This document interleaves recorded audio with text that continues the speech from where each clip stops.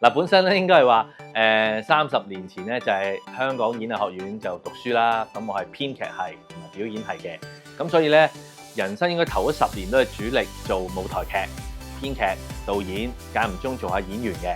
咁我做得演員最多嘅機會咧就係做啲兒童劇嘅。咁另外就係啦，後尾咧就離開咗劇團，就自己搞咗間有限公司。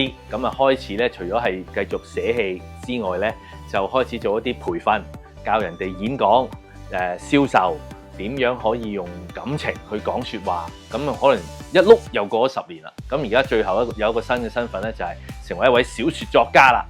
個小説應該20年前就開始有第一稿嘅醖釀。嗰陣時坊間喺華人世界就並沒有一個形容詞叫做欺凌嘅。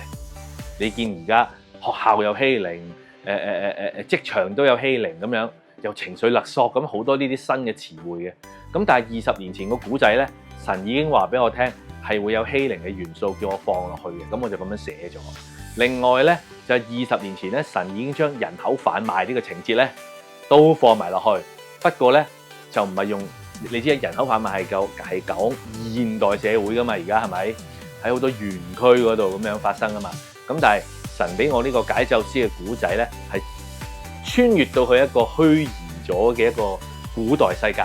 咁裏邊咧啲人咧就唔係用咩黃金啊、大銀啊去交易嘅，係用人嚟去做交易，即係嚟到咁樣欺壓啲貧苦啊、絕望嘅人嘅。